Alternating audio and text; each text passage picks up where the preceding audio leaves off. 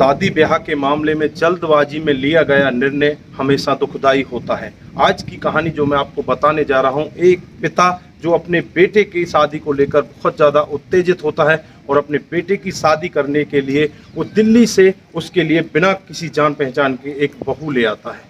बहू जैसे ही उनके घर में आती है पूरी खुशी आ जाती है, धीरे धीरे उनका काम चलता रहता है। लेकिन सुहाग रात से लेकर 3 दिन और बीतने तक वो उस बेटे को टच तक नहीं होने देती। जैसे ही चौथी रात आती है, चौथी रात को वो कुछ ऐसा कर जाती है जिससे कि घर वालों की आंख खुली की खुली रह जाती हैं। आइए दोस्तों जानते हैं क्या मामला था, किस तरह से वो बहू एक प्रोपगंडा के तहत उनके घर में आती है और सारा कुछ उनके घर से जो सामान वगैरह होता है सब कुछ चुरा कर ले जाती है।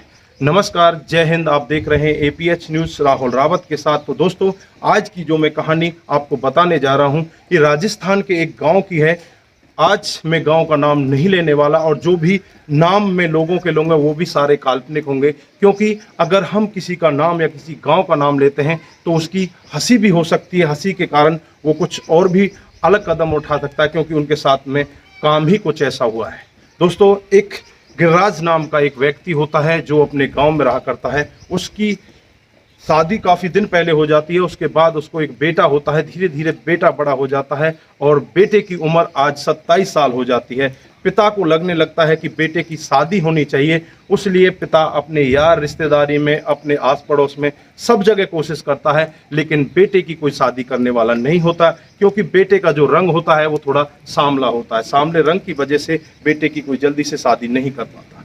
दोस्तों एक दिन जो पिता गिरिराज होते हैं वो दिल्ली की तरफ जाते हैं और रेलवे स्टेशन पर बैठे होते हैं। वहाँ पर उनकी मुलाकात एक रामलाल से हो जाती है। रामलाल उनके पास आकर बैठ जाते हैं और धीरे धीरे ऐसे बात करने लगता है रामलाल उससे कि जैसे इसे सदियों से जानता हो, इसका रिश्तेदार हो। धीरे धीरे आपस में बात बढ़ जाती है। गिरिराज एक सीधा साधा गांव का किसान होता है, उनकी बातों में आ जाता है और वो अपनी घर की बात उस रामलाल को बताने लगता है और उसे बताता है कि मैं परेशान हूँ, मेरे बेटे की शादी नहीं हो पा रही है। अगर आप यहाँ से किसी लड़की को मेरे बेटे की शादी के लिए तैयार कर दो तो इसका बहुत बड़ा एहसान मेरे ऊपर रहेगा।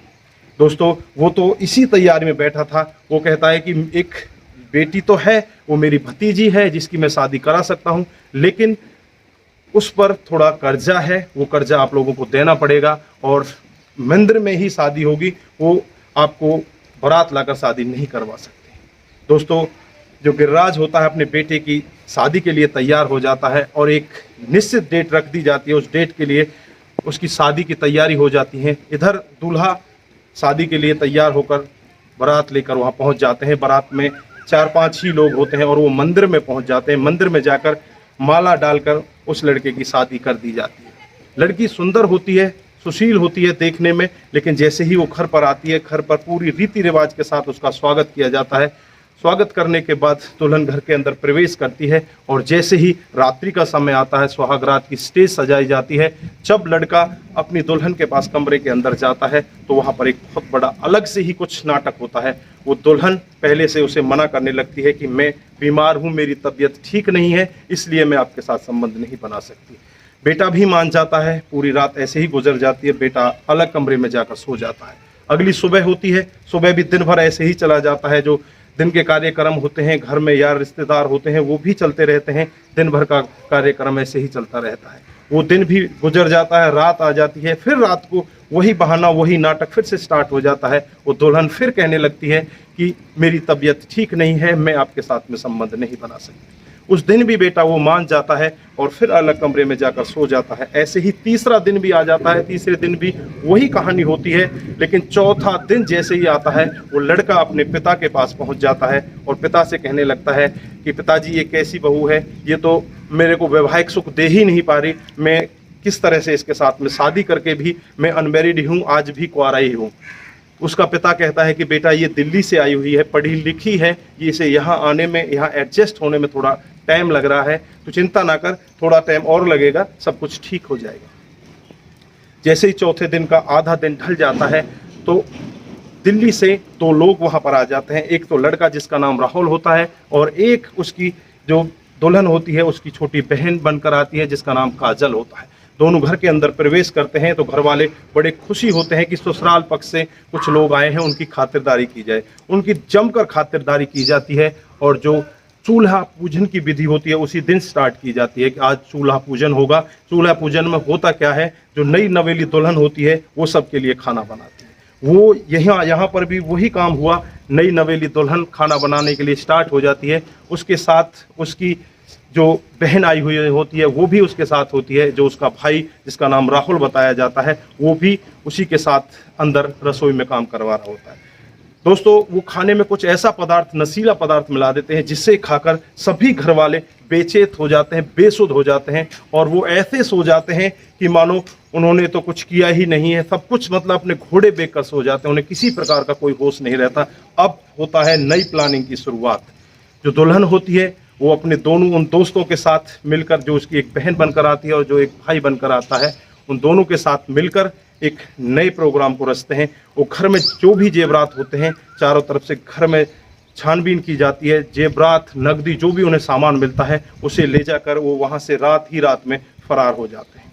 जैसे ही घर वालों की अगली सुबह आंख खुलती है तो आंख उनकी खुली की खुली रह जाती हैं। वो चारों तरफ देखते हैं, ना तो वो दुल्हन उनको घर में दिखाई देती है और ना ही जो वो दो रिश्तेदार आए थे, एक लड़का और एक लड़की, वो भी उनको घर में दिखाई देते हैं।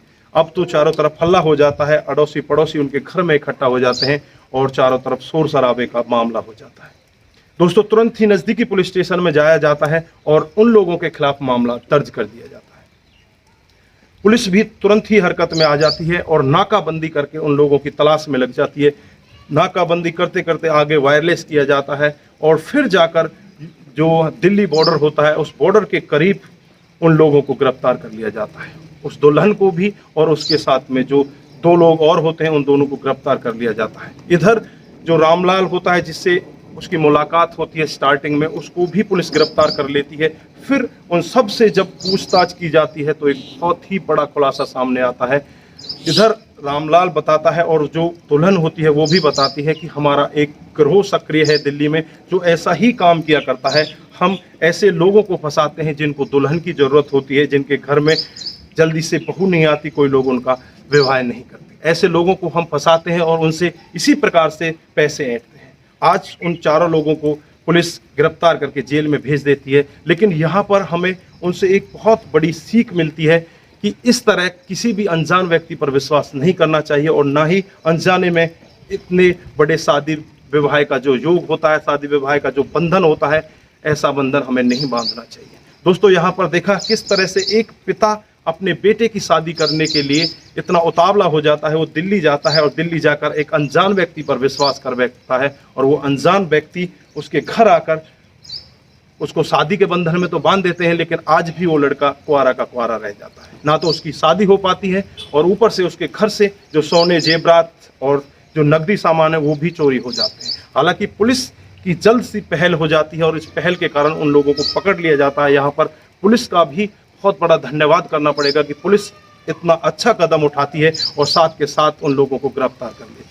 तो दोस्तों इस कहानी को सुनाने का हमारा उद्देश्य किसी को बरगलाना, किसी को बहकाना या किसी पर भी किसी प्रकार का दबाव बनाना नहीं है। हमारा उद्देश्य बस यही है कि आप लोग जागरूक हों और ऐसी घटनाओं के बारे में जानें जो समाज में लोगों को बेवकूफ़ बनाया जा रहा है और समाज में लोगों को इस तरह से बहकाया जा रहा है जिस तरह से अब यहाँ पर इस गिरिराज को बहकाया गया और उसके बेटे की शादी के लिए उसे इतने बड़े प्रोपगंडे में फंसाया गया। गिरिराज 2.5 लाख रुपए देने के लिए भी तैयार हो जाता है, वो 2.5 लाख रुपए भी दे देता है और साथ में उसे मिलता क्या है, एक बहुत बड़ा धोखा। तो दोस्तों आज के लिए बस इतना ही, फिर मिलते हैं किसी नए मोड़ के साथ। तब तक के लिए आप अपना ख्याल रखें, अपने परिवार का ख्याल रखें, सतर्क रहें और सावधान रहें। दोस्तों अगर आपको ये कहानी जरा सी भी प्रभावित करती है तो अपने दोस्तों के साथ शेयर करना ना भूलें। और हमारा एक YouTube चैनल भी है APH क्राइम के नाम से, वहाँ पर स्पेशल ही क्राइम की स्टोरी डाली जाती है। डेली मैं वहाँ पर एक वीडियो लेकर आता हूँ।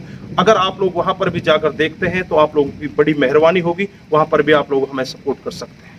तो दोस्तों अपना ख्याल रखें, अपने परिवार का ख्याल रखें, सतर्क रहें, सावधान रहें। नमस्कार, जय हिंद, जय भारत।